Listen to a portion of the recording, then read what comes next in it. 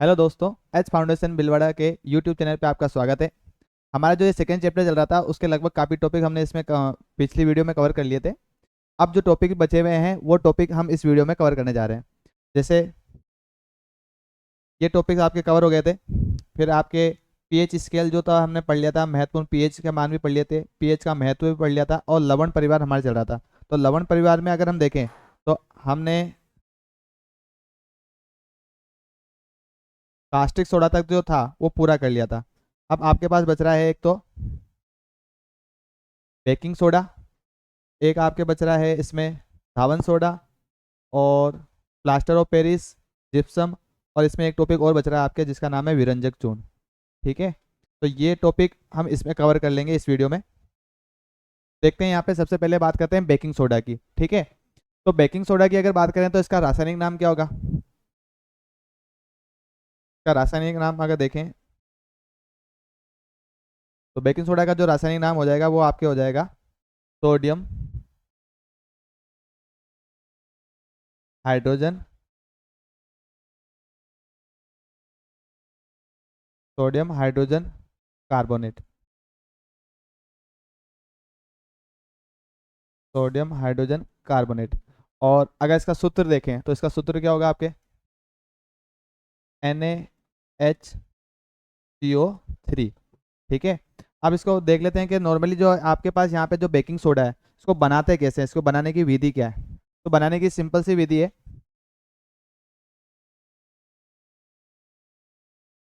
जैसे अगर हम देखेंगे तो इसमें क्या क्या चीज़ें चाहिए होगी, तो आपको एक तो चाहिए होगा NH3 जिसको हम बोलेंगे अमोनिया। एक आपको चाहिए होगा आपके जल जिसको बोलते हैं H2O यहाँ पे। एक चाहिए होगा आपको नमक NaCl, और एक आपको चाहिए होगा यहाँ पे क्या? CO2 gas. ठीक है, ये चार जो भाग हैं ये आपको इसमें चाहिए किसको बनाने के लिए? बेकिंग सोडा बनाने के लिए। तो हम ऐसे याद रख सकते हैं, देखो ये जो आपके पास है NH3 है, ये एक्चुअल में क्या है आपके? अमोनिया है। ठीक है, अब अमोनिया जो है नॉर्मली एक मोनू नाम का हम व्यक्ति मांग सकते हैं।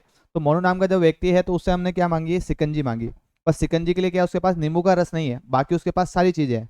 तो जब हम सिकंजी पीने जाते हैं तो आप वहाँ देखोगे कि सबसे पहले उसके पास क्या होता है? पानी होता है ना। ये पहले तो वो क्या करता है? नींबू को निचोड़ता है, और नींबू निचोड़ने के बाद क्या मिलाता है? उसमें पानी मिला देता है। पानी मिलाने के बाद उसमें थोड़ा सा नमक डालेगा, और नमक डालने के बाद आपको देखा होगा कि उसके पास एक सिलेंडर होता है। उस सिलेंडर से वो क्या करता है? उसमें CO2 गैस को भरता है, और उससे उसका फ्लेवर बदल जाता है। ठीक है, तो वहां पे अपन देखें तो क्या क्या चीज हुई, तो हमने बोला कि हमको इस कहानी याद रखनी है कि एक मोनू नाम का व्यक्ति था जो क्या कर रहा था? पानी के अंदर नमक को घोल रहा था, और नमक घोलने के साथ साथ CO2 गैस भी मिला रहा है। और जब मिलाएगा तो वहां पे क्या मिलेगा आपके पास? बेकिंग सोडा मिलेगा। तो मोनू नाम का जो व्यक्ति उसको हम क्या नॉर्मली लोकल लैंग्वेज में क्या बोल सकते हैं? अमोनिया। तो NH3 जो है वो क्या हुआ? यहाँ पे जो अमोनिया नाम का व्यक्ति है वो तो क्या हो गया? NH3, और H2O और NaCl का उपयोग कर रहा है, और CO2 का उपयोग कर रहा है। अब इसमें क्या करना है? इसको आप तोड़ो। आप तोड़ोगे इसमें तो H+ मिलेगा, और एक क्या मिलेगा आपको? OH-। इसमें अगर हम बात करें इसमें क्या मिलेगा आपको? एक मिलेगा Na+, एक मिलेगा आपको Cl-। ठीक है, अगर इसमें हम देखें तो आपको देखो जो ये OH है, सबसे पहले ये H+ जो है वो किसके साथ भेज दो आप? NH3 के साथ। तो क्या मिलेगा? NH3 पहले से ही है, और उसके साथ क्या आ गया आपके? H+। तो ये तो आपको दे देगा NH4, और उस पर इसका जो प्लस है वो भी इस पर आ जाएगा। फिर हम देखेंगे जो NH4 है ये किससे कनेक्ट हो जाएगा? आपके Cl से, और ये दोनों मिलके क्या बना देंगे? तो आप बोलोगे NH4Cl, इसको हम बोल देंगे अमोनियम क्लोराइड। ठीक है, अब आपके सॉल्यूशन में अगर देखें तो ये आपके जा चुका है। अब आपके पास बचा है OH, आपके पास बचा है सोडियम, और आपके पास बचा है CO2। तो हम इसको इधर लिख लेते हैं कि आपके पास क्या है? एक तो सोडियम है, एक आपके पास क्या है? OH है, और एक आपके पास क्या है? CO2 है। इन दोनों को जब हम कनेक्ट करेंगे तो आप देखोगे ऑक्सीजन कितनी हो जाएगी यहाँ पे? अगर ये जुड़ेगा तो ऑक्सीजन हो जाएगी आपके पास 3, और हाइड्रोजन जुड़ेगा तो क्या हो जाएगा? H, और इसका जो माइनस है वो हम यहाँ पे लगा देंगे। ठीक है, तो यहाँ पे क्या हुआ आपके? हाइड्रोजन कार्बोनेट, और हाइड्रोजन कार्बोनेट किससे अभिक्रिया कर रहा है? आपके सोडियम से। ये दोनों मिलके क्या बना देंगे? Sodium hydrogen carbonate. तो यहाँ आपको क्या मिलेगा? Sodium hydrogen carbonate. तो इस तरह से हमको क्या मिल जाएगा? बेकिंग सोडा मिल जाएगा। एक बार वापस देख लेते हैं हमने क्या किया। हमने पहले नंबर लिया अमोनिया, और अमोनिया को जो है वो नॉर्मली उसके साथ तीन चीज़ें और ली। एक तो लिया हमने जल, एक लिया हमने NaCl, और एक लिया हमने CO2 गैस। जब इनकी अभिक्रिया कराई तो हमने बोला कि भाई H2O को तोड़ लो आप किसमें? H+ में, और H प्लस में और OH माइनस में। H प्लस जो है वो NH3 के साथ जुड़ जाएगा तो क्या बना देगा, NH4 बना देगा। और NH4 प्लस जो बना अमोनियम, वो किसके साथ जुड़ जाएगा, आपके जो NaCl का जो Cl वाला भाग है उसके साथ जाके जुड़ जाएगा। ठीक है, और जैसे जुड़ेगा तो क्या बनाएगा, NH4Cl को बोल देंगे हम अमोनियम क्लोराइड। क्या बन जाएगा, अमोनियम क्लोराइड। फिर बचा क्या, तो आपने बोला कि एक तो सोडियम बचा, एक OH बचा और एक CO2। OH और H में ये CO2 मिलके ये बना देंगे हाइड्रोजन कार्बोनेट। और हाइड्रोजन कार्बोनेट आपके किसके साथ जुड़ जाएगा, सोडियम के साथ, और यहाँ मिल जाएगा आपको सोडियम हाइड्रोजन कार्बोनेट। ठीक है, तो इस तरह से हमारे पास क्या हो जाएगा, बेकिंग सोडा बनके तैयार हो जाएगा। ठीक है, अब देखें इसके आगे क्या होगा।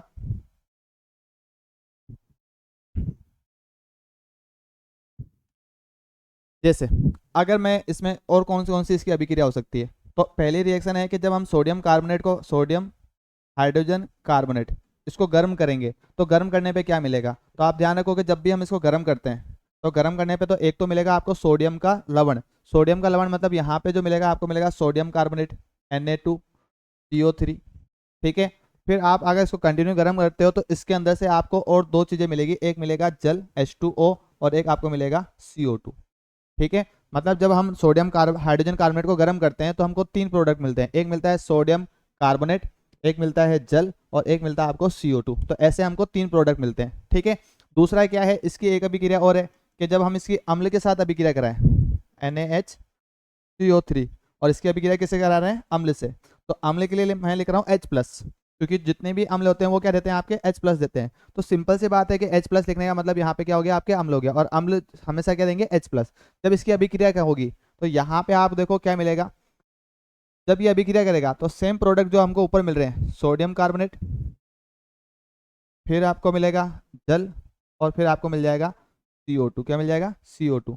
तो इस तरह से आपको तीन प्रोडक्ट मिल जाएंगे। ठीक है, तो ये वाली अभिक्रिया हम पहले भी पढ़ चुके हैं। आपको पता होगा कि हमने एक अभिक्रिया पढ़ी थी, धातु कार्बोनेट या धातु हाइड्रोजन कार्बोनेट, धातु हाइड्रोजन कार्बोनेट। इनकी अभिक्रिया जब हम पढ़ रहे थे तो धातु हाइड्रोजन कार्बोनेट की जब अभिक्रिया कराई थी किसके साथ, अम्ल के साथ, तो आपको तीन प्रोडक्ट मिल रहे थे, एक मिल रहा था आपको लवण, एक आपको मिल रहा था जल, और एक आपको मिल रहा था CO2। तो इस तरह से आपको तीन प्रोडक्ट यहाँ पे मिल रहे थे। ठीक है, तो यही सेम रिएक्शन आपके यहाँ पर हो रही है कि जब भी आप इसकी अभिक्रिया कराओगे किसके साथ, अम्ल के साथ, तो आपको क्या मिलेगा, एक तो लवण, एक क्या मिलेगा जल, और एक मिलेगा CO2। तो एग्जाम में कैसे आता है, एग्जाम में डायरेक्ट आपसे पूछ सकता है कि जब सोडियम कार्बोनेट को हाइड्रोजन कार्बोनेट को गर्म करते हैं तो क्या होता है, उसकी अभिक्रिया लिखिए। तो हम बोलेंगे जब गर्म करेंगे तो एक तो सोडियम कार्बोनेट मिलेगा, एक जल मिलेगा, एक CO2 मिलेगा। दूसरा आपसे पूछेगा सोडियम हाइड्रोजन कार्बोनेट की जब अम्ल के साथ अभिक्रिया कराई जाती है तो क्या मिलता है, तो आप बोलोगे सोडियम कार्बोनेट मिलेगा, जल मिलेगा, और CO2 मिलेगा। मतलब प्रोडक्ट आपको सेम ही मिले, चाहे आप उसको गर्म करो चाहे उसको अम्ल के साथ अभिक्रिया कराओ। ठीक है, तो इस तरह से आपको ये अभिक्रियाएं दो याद रखनी है। अब एक आता है आपके कि एक वर्ड बोला जाता है, जैसे एक तो बोला जाएगा आपके सोडियम कार्बोनेट, जिसको अपन बोलते हैं आपके बेकिंग सोडा। ठीक है, तो बेकिंग सोडा, इस बेकिंग सोडा के अंदर अगर हम, बेकिंग सोडा के अंदर अगर हम टार्टरिक अम्ल मिला देवे, टार्टरिक अम्ल, टार्टरिक अम्ल हमने पढ़ रखा है कि टार्टरिक अम्ल जो है वो आपके इमली में पाया जाता है। ठीक है, तो अगर बेकिंग सोडा के अंदर अगर मैं टार्टरिक अम्ल को मिला देता हूँ तो इन दोनों के मिश्रण से जो मिलेगा उसको हम बोलेंगे बेकिंग पाउडर। क्या बोल देंगे उसको, बेकिंग पाउडर। तो बेकिंग पाउडर एक्चुअल में क्या है, दो जगह का मिक्स है, दो चीज़ों का मिक्स करने से बनता है, एक तो आपके बेकिंग सोडा का और एक आपके टार्टरिक अम्ल। जब इन दोनों को मिक्स करते हैं तो आपके पास क्या मिल जाता है, बेकिंग पाउडर। ठीक है, तो ये अपने पास कुल कुछ रिएक्शन थी जिसमें हमने पहले सोचा कि मतलब देखा कि जब हम गर्म करेंगे तो हमको क्या क्या प्रोडक्ट मिलेंगे। दूसरा हमने देखा कि जब हम इसको अम्ल के साथ अभिक्रिया कराएंगे तो क्या मिलेगा। दूसरा बेकिंग पाउडर और बेकिंग सोडा में क्या अंतर है वो हमने देख लिया, क्योंकि बेकिंग पाउडर जो है वो क्या है, मिश्रण है किस किस का, बेकिंग सोडा और आपके टार्टरिक अम्ल का। इन दोनों को मिक्स करेंगे, मिक्स करने पे जो हमको पदार्थ मिलेगा वो क्या कहलाएगा, बेकिंग पाउडर कहलाएगा। ठीक है, अब आ जाता है इसके उपयोग कि इसके उपयोग क्या क्या है। तो के उपयोग की बात करते हैं कि इसका कहाँ उपयोग करते हैं। तो देखो सबसे पहले अगर हम उपयोग की बात करें तो इसका उपयोग सबसे जगह ज़्यादा होता है आपके बेकरी उद्योग में, बेकरी उद्योग में।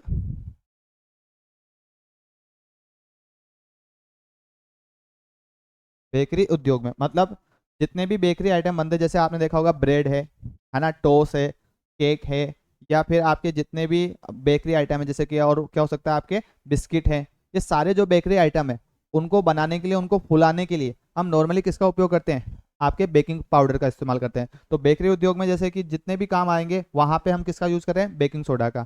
ठीक है। फिर दूसरा हम देखें, दूसरा आप देखो कि जो बेकरी उद्योग के साथ साथ हम इसका यूज करते हैं सोडा प्लस अम्ल मिश्रण में। ठीक है। इससे हमको एक मिश्रण मिलता है, और जो ये मिश्रण है इसका उपयोग हम करते हैं अग्निशामक के रूप में। किसके रूप में करेंगे? अग्निशामक के रूप में।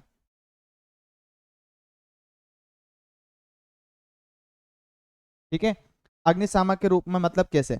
जैसे आपने देखा होगा कि कुछ हमारे जो स्कूल वगैरह होते हैं वहाँ पे रेड कलर के सिलेंडर लगे होते हैं, या फिर जो पेट्रोल पंप होते हैं वहाँ पे भी रेड कलर के ऐसे सिलेंडर टंगे हुए होते हैं।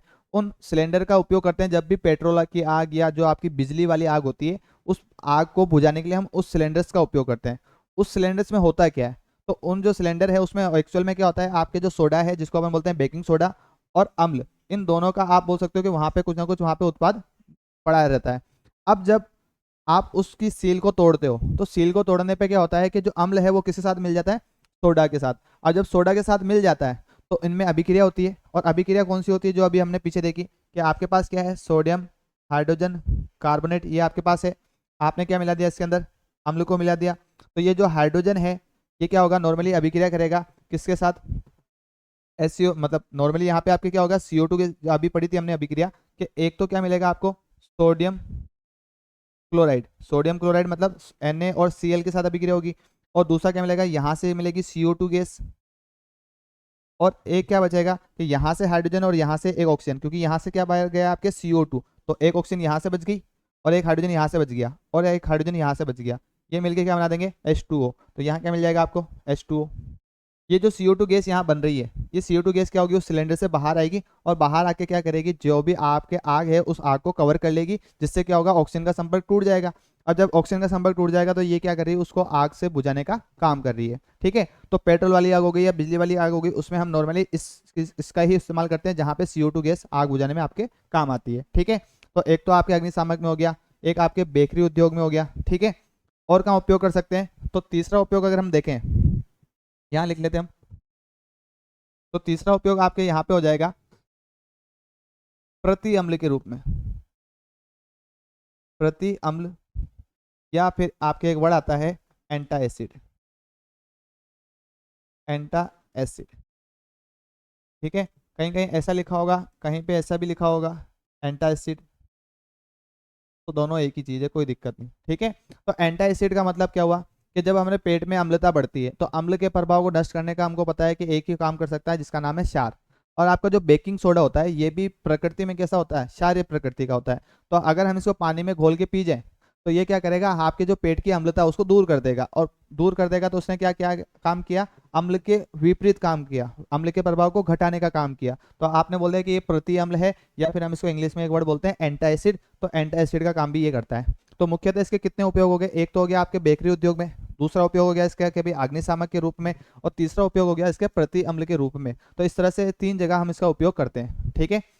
आगे देखें हम, अगर लिखना चाहें तो एक चीज और हो सकती है कि हम जो इसके बाद धावन सोडा पढ़ेंगे, तो धावन सोडा बनाने के लिए भी हम इसका इस्तेमाल करते हैं। क्यों? क्योंकि धावन सोडा जो बनता है वो कैसे बनता है? इसको गर्म करने पे बनता है। तो वो उपयोग भी हम लिख सकते हैं। तो आप अगर लिखना चाहें तो एक और उपयोग लिख सकते हैं कि धावन सोडा बनाने में, धावन सोडा के निर्माण में, ये भी आपको ध्यान होना चाहिए। ठीक है। तो इस तरह से हमको इसके बारे में पता होना चाहिए। अब आपके क्या है, अगला टॉपिक क्या है कि भाई हमारा बेकिंग सोडा हो गया, उसके बाद हम पढ़ते हैं आपके पास है धावन सोडा। अब धावन सोडा जो है, ठीक है, ये कैसे बनता है ये भी देख लेते हैं। तो धावन सोडा के पहले बात करें कि इसका सूत्र क्या होता है। तो सूत्र होता है इसका Na2CO3 डॉट 10H2O। ठीक है। यहाँ पे आपके ये जो डॉट 10H2 आ रहा है इसको क्या बोलते हैं? तो ये देखो, जो ये आपके पानी के जो अणु होते हैं या जल के जो अणु होते हैं, इनको हम एक नाम देते हैं जिसको बोलते हैं क्रिस्टलन, या क्रिस्टलन जल। क्या नाम देते हैं इनको? क्रिस्टलन जल। क्या होता है ये कि मान लो आपके पास ये जो है ये क्या है, एक लवण है, ठीक है, और इस लवण का इकाई सूत्र पूछूं, इकाई सूत्र का मतलब क्या हुआ, जिसमें कितने एग्जैक्ट संख्या है परमाणु की वो लिखी हुई हो, तो उसको हम क्या बोलेंगे, इकाई सूत्र। ठीक है, जैसे मैं बोलूं कि NaCl या नमक जो है सादा नमक, उसका इकाई सूत्र क्या होगा, तो आप बोलोगे NaCl। मैं बोलूं मैग्नीशियम क्लोराइड का क्या होगा, तो आप बोलोगे MgCl2। तो ये क्या है, इसके इकाई सूत्र है ये वाले। आप ये नहीं लिखोगे कि MgCl2 और MgCl2, ये इकाई सूत्र नहीं होंगे, ये साथ में आपके आ गया तो ये क्या हो गया, ये दहाई हो गए, 2 अंक हो गए। तो आपको क्या करना है, सिर्फ एक सूत्र लिखना है। अब आपने बोला कि इकाई जो सूत्र है किसी भी लवण का, उसके साथ जो जल के अणु उपस्थित होते हैं, जल के अणु जो उपस्थित होंगे, उन जल को हम क्या बोलेंगे, क्रिस्टलन जल। क्या बोलेंगे उसको, क्रिस्टलन जल। ये आपको ध्यान होना चाहिए। वापस एक बार रिपीट कर देते हैं, क्या होगा कि मैंने कहा कि जो भी आपका लवण है, ये आपका लवण है, लवण के इकाई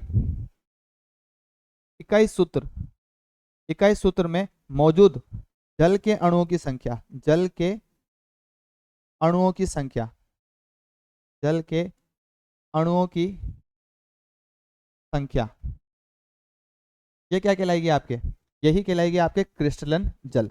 ठीक है, तो अगर आपसे बोले कि जो धावन सोडा है उसमें क्रिस्टलन जल कितने होते हैं, तो आप बोलोगे 10 होते हैं। कितने होते हैं, 10, क्योंकि यहाँ पे H2O की संख्या कितनी है, 10। अब इसका अगर हम सूत्र लिखें तो सूत्र क्या होगा, मतलब इसका अगर नाम लिखे तो क्या होगा, तो आप बोलोगे sodium, sodium carbonate, sodium carbonate, देसी, देसी का मतलब हो गया 10, ठीक है, देसी हाइड्रेट। ठीक है, तो ये इसका रासायनिक नाम हो जाएगा। अब इसको बनाते कैसे हैं वो हम देख लेते हैं। तो सबसे पहले जब हम इसकी बात करें कि बनाने की विधि क्या है, तो अभी हमने पढ़ा था कि भाई हम बेकिंग सोडा का उपयोग करते हैं। तो बेकिंग सोडा क्या आपके पास, ये रहा NaHCO3। अब आप क्या करो, इसको नॉर्मली गर्म कर लो। जब गर्म करेंगे तो आपने देखा था कि 3 प्रोडक्ट या 3 उत्पाद मिल रहे थे। एक तो मिल रहा था आपको सोडियम कार्बोनेट, एक आपको मिल रहा था H2O, एक आपको मिल रहा था CO2। ठीक है, ये जो आपको मिला है ये अभी क्या है, पूरा बेकिंग आप बोल सकते हो धावन सोडा नहीं है। जब हम इसको ऐसे ही रख दें वातावरण में, तो ये क्या करता है, आसपास के वातावरण से नमी को अवशोषित कर लेता है। तो अगर हम बात करें कि कितने H2O अवशोषित कर लेगा, ये 10 कर लेगा। अब 10 H2O जब ये अवशोषित करता है तो क्या होता है आपके पास, यहाँ पे आपको मिल जाते हैं Na2CO3 डॉट 10H2O। ये जो आपको मिलता है यही आपका क्या होगा, धावन सोडा होगा। मतलब धावन सोडा बन कब रहा है, जब आप बेकिंग सोडा को गर्म करो, गर्म करने पे आपको मिलेगा सोडियम कार्बोनेट, और सोडियम कार्बोनेट की जब आप क्या देखोगे कि वो जल को अवशोषित कर लेगा, और अवशोषित करने के बाद जो यौगिक या जो पदार्थ मिलेगा वही आपका क्या कहलाएगा, धावन सोडा कहलाएगा। तो ये आपके पास क्या है, धावन सोडा। ठीक है, ये धावन सोडा को बनाने की विधि है। अब इसका उपयोग कहाँ करते हैं, तो उपयोग की अगर हम बात करें तो सबसे पहले क्या है, ये धावन सोडा, तो जो घरों की साफ सफाई है, घरों की साफ सफाई, साफ सफाई में, ठीक है, जो भी घर में आपको साफ सफाई करनी है तो वहां पे हम नॉर्मली जो सर्फ डिटर्जेंट वगैरह का यूज करते हैं, तो उसके रूप में भी हम किसका यूज करते हैं, धावन सोडा का उपयोग करते हैं। दूसरा अगर हम बात करें, ठीक है, तो आपका जो सोडियम कार्बोनेट है, घरों की साफ सफाई के साथ साथ जो आपका कठोर जल है, कठोर जल की कठोरता को दूर करने में, कठोरता को दूर करने में। अब ये कठोर जल क्या होता है, कठोर जल की अगर हम बात करें तो जो आपके जो खारा पानी होता है जिसमें नमक की मात्रा बहुत ज़्यादा हो, या पीने पे आपको कैसा लगे वो स्वाद में नमकीन या खारापन आए, तो जो खारापन होता है, तो मुख्यतः हम बोलते हैं कि जो खारा जल है उसी को हम साइंस की लैंग्वेज में बोलते हैं कठोर जल। पर कठोर जल कब कहलाता है वो, जब उसके अंदर कैल्शियम और मैग्नीशियम की मात्रा बढ़ जाए। किसकी मात्रा बढ़ जाए, आपके कैल्शियम और मैग्नीशियम। तो आपका जो जल है, जो पीने वाला जल है, उसके अंदर अगर कैल्शियम और मैग्नीशियम संख्या काफ़ी बढ़ जाती है, तो उससे उस जो जल का स्वाद है वो एक तो खारा हो जाता है, दूसरा उस जल को हम बोल देते हैं कि वो जल कैसा हो गया, कठोर जल। कैसा जल हो गया, कठोर जल। अब उस कठोर जल में अगर हम नॉर्मली साबुन का उपयोग करें, जो हमारे घरों में जो कपड़े वगैरह धोने में काम आती है, तो वो साबुन हो सकती है कि उसमें घुले ना, और घुले ना तो वो सफाई का काम भी उसमें नहीं हो पाता है। तो अगर हमको उस पानी का उपयोग करना है कपड़े धोने के लिए, तो हम उपयोग करते हैं आपके धावन सोडा। धावन सोडा क्या करता है कि सोडियम और आपके जो धावन सोडा है वो कैल्शियम और मैग्नीशियम से रिएक्शन तो करता है, पर वो उस पानी में घुलनशील रहता है। तो अगर घुलनशील है तो साफ सफाई का काम कर पाता है, और अगर घुलनशील नहीं है तो वो काम नहीं कर पाता है। तो जो साबुन होती है जो हम नॉर्मली यूज करते हैं वो तो क्या होती है, जैसे इस कठोर जल के संपर्क में आती है वो अघुलनशील हो जाती है, और अघुलनशील होने के कारण क्या होती है, वो नीचे जाके जम जाती है, जिसको हम बोल सकते हैं अवक्षेपित हो जाती है। और जब अवक्षेपित हो जाती है तो सफाई का काम नहीं कर पाती। पर धावन सोडा ऐसा नहीं करता है। धावन सोडे की अगर हम बात करें तो ये क्या होता है कि कठोर जल में भी घुलनशील होता है। अब कठोर जल में भी जब घुलनशील है तो ये सफाई का काम आसानी से कर सकता है। तो ऐसे स्थान जहाँ पे कठोर जल पाया जा रहा है वहां पे हम क्या पाए, किसका उपयोग कर सकते हैं, धावन सोडा का उपयोग कर सकते हैं। तो धावन सोडा को अगर हम सिंपल समझे तो एक्चुअल में ये आपका डिटर्जेंट है या सर्फ है, जिसका उपयोग हम करते हैं अपने कपड़े वगैरह धोने के हिसाब से, धोने के लिए। तो जो कठोरता को दूर कर रहा है वो कौन कर रहा है, आपके धावन सोडा उपयोग कर रहा है। ठीक है, तो आपको ये भी ध्यान रखना है। तो ये मुख्यतः दो उपयोग आपको किसके याद रखने हैं, धावन सोडे के उपयोग के याद रखने हैं। अब सबसे पहले हमने इसमें बेकिंग सोडा पढ़ लिया, एक हमने पढ़ लिया धावन सोडा। एक आपके टॉपिक जिसमें रह रहा है वो आपके क्या है, विरंजक चूर्ण। क्या रह रहा है आपके,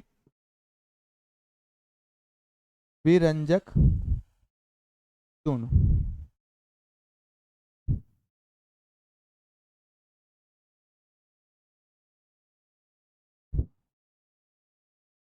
ठीक है, अब विरंजक चूर्ण जो है ये इसका फॉर्मूला अगर हम बात करें तो इसका जो सूत्र है वो क्या होगा, और एक इसका रासायनिक नाम क्या होगा।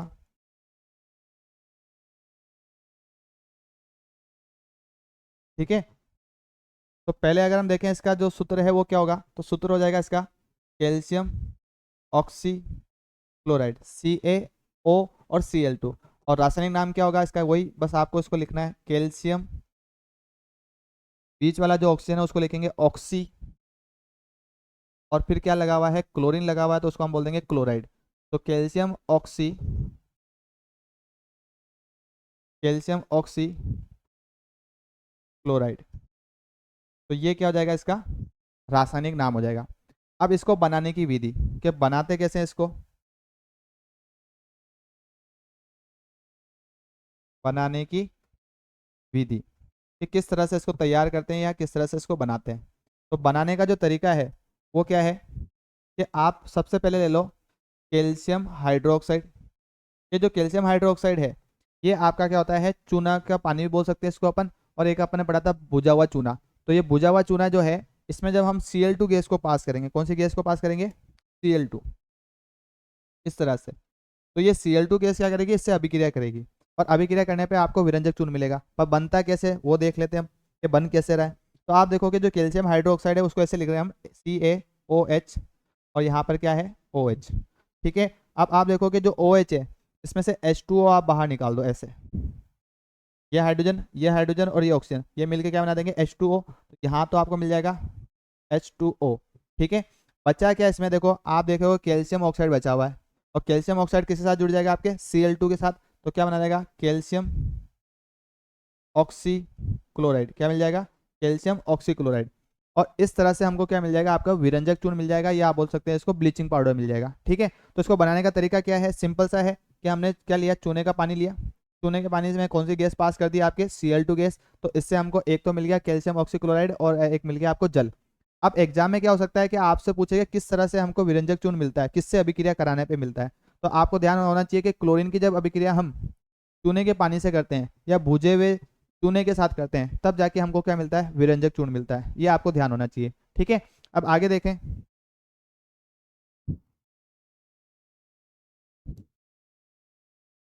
जैसे एक अभिक्रिया लिखते हैं, क्या वो अभिक्रिया सही है या गलत है। तो आप देखोगे जैसे आपके पास है कैल्शियम ऑक्सीजन, कैल्शियम ऑक्साइड, और यहाँ पे क्या है Cl2, और यहाँ पे आपको बना के दे देवे कि कैल्शियम ऑक्सीक्लोराइड, और पूछेगा ये अभिक्रिया सही है या गलत है।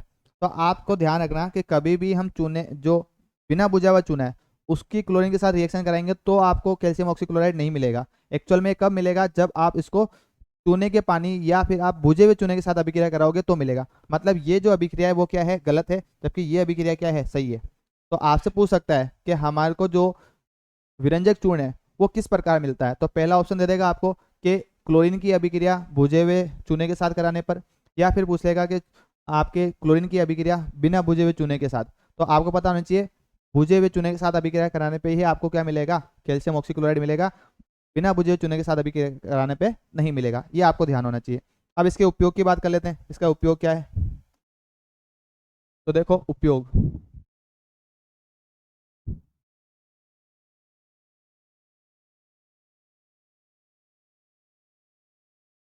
उपयोग की बात कर लेते हैं ना। में पहला उपयोग अगर हम देखें तो ये कपड़ों के विरंजन में काम आता है, कपड़ों के विरंजन में।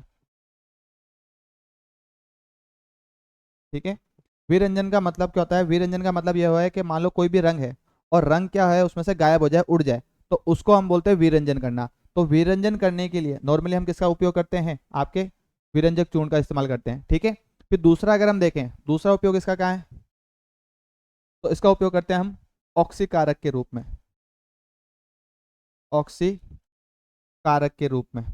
तो ऑक्सीकारक का मतलब क्या पढ़ा हुआ था हमने, कि भाई जो भी किसी पदार्थ का ऑक्सीकरण करने में मदद करता है या उपचयन करने में मदद करता है उसको हम बोलते हैं ऑक्सीकारक। तो आपका जो कैल्शियम ऑक्सीक्लोराइड है ना, ये अच्छा एक तरह का ऑक्सीकारक भी है। ठीक है, मतलब किसी का अगर ऑक्सीकरण करना हो तो हम इसका इस्तेमाल कर सकते हैं। ठीक है, तीसरा अगर हम देखें तो ये पानी जो होता है, पीने का जो पानी है ना, तो पीने के पानी को जीवाणु मुक्त करने में मदद करता है, पीने के पानी को जीवाणु मुक्त करने में, जीवाणु मुक्त करने में। ठीक है, कि पीने के पानी को अगर जीवाणु मुक्त करना है तो भी आप इसका इस्तेमाल कर सकते हो। तो इस तरह से आपको तीन उपयोग इसके याद रखने हैं, एक तो कपड़ों के विरंजन में इसका उपयोग कर रहे हैं, दूसरा ऑक्सीकारक के रूप में यूज कर रहे हैं, और पीने के पानी को जीवाणु मुक्त करने में कर रहे हैं। ठीक है, क्योंकि आपने देखा होगा हमने पढ़ा था एक कास्टिक सोडा, और कास्टिक सोडा के अंदर अपन ने पढ़े थे कि उसमें हाइड्रोजन भी मिल रहा था और आपको क्लोरीन गैस भी मिल रही थी, और क्लोरीन गैस का उपयोग हम कहाँ कर रहे थे, जीवाणु मुक्त करने में, पानी के को साफ करने में। तो यहाँ पर भी देखो इसके पास क्या है, क्लोरीन गैस है। तो नॉर्मली आपको ध्यान रखना है कि जो क्लोरीन गैस है यही क्या करती है, जीवाणु को मारने का काम करती है। दूसरा, इसका रंग कैसा होता है आपको ये भी याद रखना है, इसका रंग जो होता है वो कैसा होता है, तो आप याद रखना है इसका रंग होता है पीला। कौन सा रंग का होता है ये, पीले रंग का होता है। ठीक है, और इसकी गंध जो होती है वो काफ़ी तेज होती है, या आप बोल सकते हो कि जो ये क्लोरीन गैस है एक्चुअल में ये जहरीली गैस होती है। तो अगर आप इसके संपर्क में आओगे तो हो सकता है इसमें कुछ ना कुछ हार्म हो जाए या कुछ ना कुछ नुकसान हो जाए, तो ये ध्यान रखना आपको। ठीक है, तो हमने यहाँ तक पढ़ लिया। अब आगे बात करें हम, अब क्या आता है लास्ट टॉपिक जिसका है अपना पीओपी, प्लास्टर ऑफ पेरिस। अब नॉर्मली इसका जो नाम लिख रखा है प्लास्टर ऑफ पेरिस, क्या लिख रखा है, ये क्या नाम होगा आपके, ये हो जाएगा प्लास्टर, ये नाम हो जाएगा आपके plaster of Paris, plaster of Paris. अब ये प्लास्टर ऑफ पेरिस क्या है, नॉर्मली इसको जो बनाया गया था तो फ्रांस जो है, फ्रांस की राजधानी जिसका नाम है पेरिस, तो पेरिस में इसको क्या किया गया, इसको तैयार किया गया इस प्लास्टर को। अब क्योंकि पेरिस में तैयार किया गया इसलिए इसका नाम ही क्या रख दिया, प्लास्टर ऑफ पेरिस नाम रख दिया। ठीक है, अब एक्चुअल में ये कहाँ काम आ रहा है, तो नाम से पता लग रहा है ये प्लास्टर में काम आता है। बनता कैसे, तो देखो कि जो आपके पास जिप्सम होता है, जिप्सम मतलब CaSO4.2H2O, ये आपके एक जिप्सम होता है। और जिप्सम जो है इसको अगर हम गर्म करें, कितना गर्म करने पर, तो आप देखोगे कि जब इसको मैं 100 डिग्री सेंटीग्रेड पे गर्म, 100 डिग्री सेल्सियस पे गर्म करूं, या फिर आप बोलो कि अगर हम केल्विन में देखें, तो केल्विन में आपको क्या याद रखना है, केल्विन में 373 केल्विन। ठीक है, क्योंकि अपन को पता है ना 0 डिग्री सेंटीग्रेड मतलब कितना होता है, 273 केल्विन। तो अगर ये 100 डिग्री सेंटीग्रेड है तो ये कितना हो जाएगा, 373 केल्विन। तो आपको ये पता होना चाहिए। ठीक है, उसके अकॉर्डिंग हम ये लिख रहे हैं। तो जब हम गर्म करते हैं तो इसमें जो H2O है उस H2O में से 1.5 H2O जो है वो बाहर हो जाते हैं, 1.5 H2O क्या हो जाएंगे इसमें से, वाष्पीकृत हो जाते हैं, बाहर हो जाते हैं। और जो H2O बचेगा वो कितना H2O बचेगा, आप बोलोगे हाफ H2O, कितना बचेगा, हाफ H2O। किसके साथ बचेगा, तो आप बोलोगे कैल्शियम सल्फेट के साथ बचेगा। तो आपका जो कैल्शियम सल्फेट है उसके साथ आपको क्या मिल रहा है, हाफ H2O। और जो ये कैल्शियम सल्फेट हाफ H2O है यही आपका क्या है, प्लास्टर ऑफ पेरिस। समझ में आ गया यहाँ तक।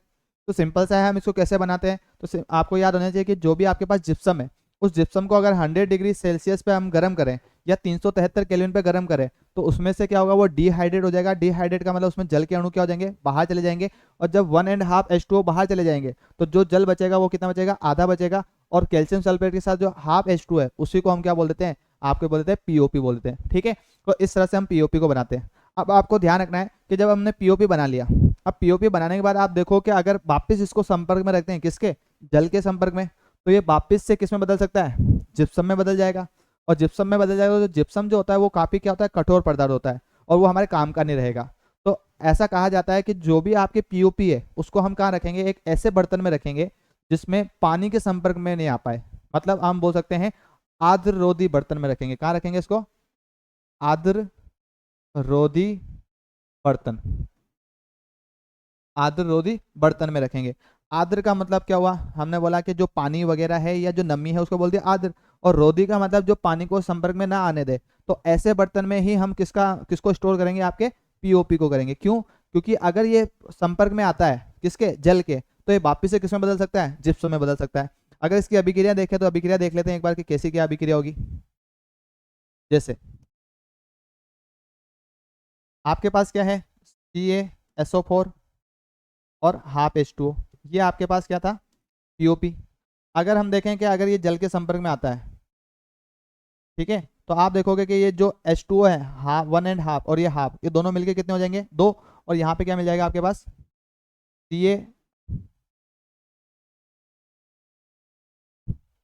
CaSO4,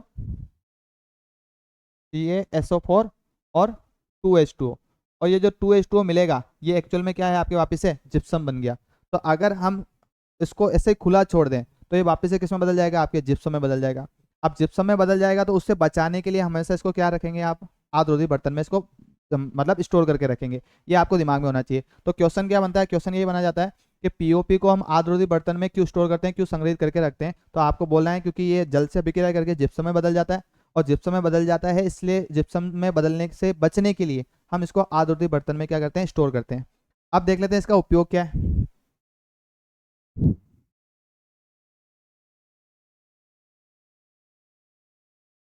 ठीक है, उपयोग।